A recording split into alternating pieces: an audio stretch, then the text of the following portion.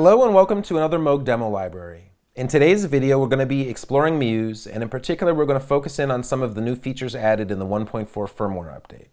Specifically, we're going to look at the sequencer and the ways that you can now split the probability behavior between timbres. So for this example, I'm going to be using a patch from Bank 11, patch 3, it's called Flexed, and it has a simple bass sound that's monophonic on the bottom of the keyboard, and a polyphonic electric piano sound that's on the top of the keyboard. To set up, I'm going to go into my sequencer, and I'm going to also go into the More menu for the sequencer and make sure that live record mode is set to Per-Timbre. This is going to make it so that if I have live record mode on, I can't overwrite notes from timbre A when I play timbre B and vice versa. The other thing that I'm going to do is go into this sequence's settings, and I'm going to select a scale. So I'm going to set it to a natural minor with a root of C. And that way, when we're using note probability later on, we're going to make it so that the notes that the sequencer will choose to deviate to will be in the correct scale. So to begin, I'm going to enter a bass line for timbre A, and the way that I'm going to do that is just by holding down the step where I want a note, and I'm going to play that note. You can also do that with chords if you want to.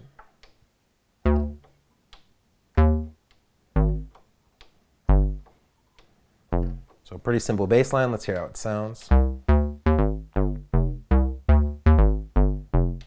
So now what I want to do is actually copy this first half and double the length of the sequence, which is a new feature that we've added in the 1.4 firmware, where now if I hold the copy button down and hit page right, I can copy the first half of my sequence and double it.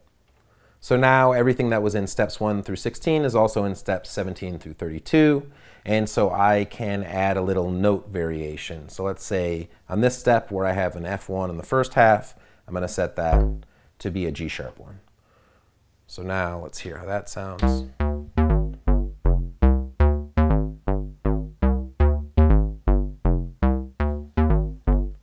Pretty straightforward bass line. I'm actually going to double the length again. So again, I'm going to hold copy, hit page right, and now I have a 64-step sequence. And the reason that I did that is because I want 64 steps to record timbre B in. So now I'm going to turn split off, and I'm just going to select timbre B so that I can play the full keyboard as I'm entering notes in. Reset the sequencer, I'm going to turn record on, and let's just play in a part for timbre B.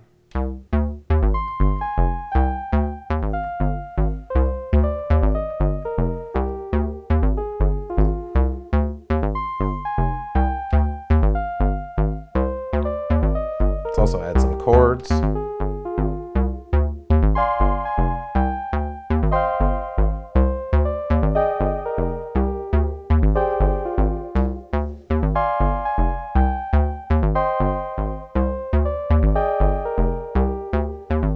going to turn timbre A up a little bit using the overload knob. I'm going to filter timbre B a little bit more. I'm also going to sync the delay and add a little bit more. Right now the delay is just affecting timbre B.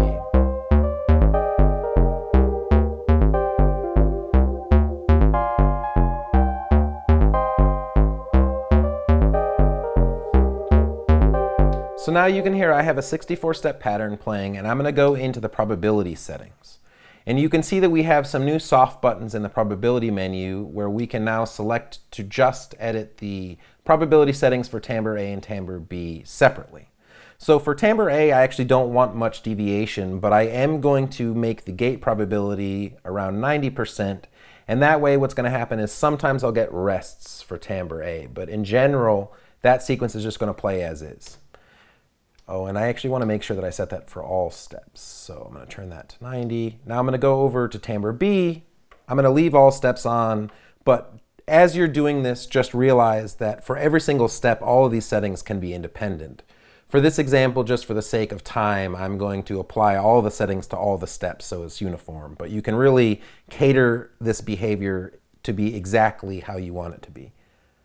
Now for this, I'm going to set my note probability for timbre B around 20%, and then the note range is 12 semitones. So if I put in a C, it could play any note up to the C above it or the C below it. So you have a certain range for where it's allowed to deviate and play new notes. The other thing that I'm going to do is set my gate probability to around 90% also. And then I'm going to turn velocity on for timbre B. And I'm going to set a velocity probability of 50%. And it's allowed to go 50 values above or below whatever velocity setting I recorded in. So we'll just get some notes that are brighter randomly and some that are softer randomly. But we'll get a nice behavior where we get some generative movement from the sequence. So let's hear how it sounds.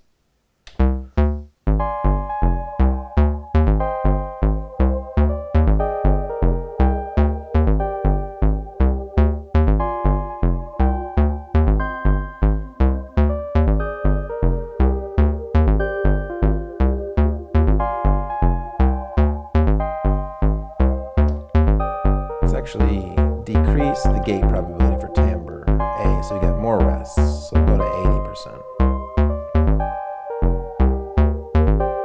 And on timbre A, maybe increase the release.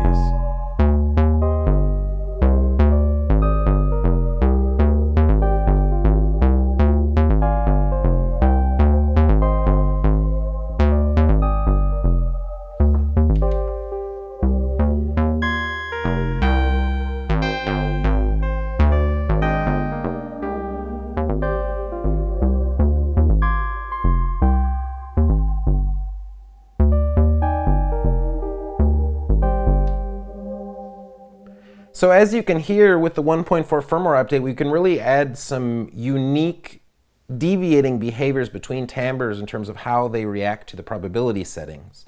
And this can breathe a lot of life into your sequences where the sequencer is smart enough to meander around what you put in, but still have it make harmonic sense with what you're writing. So there's a lot of fun and interesting ways that you can incorporate this into your composing when you're writing sequences or generating ideas.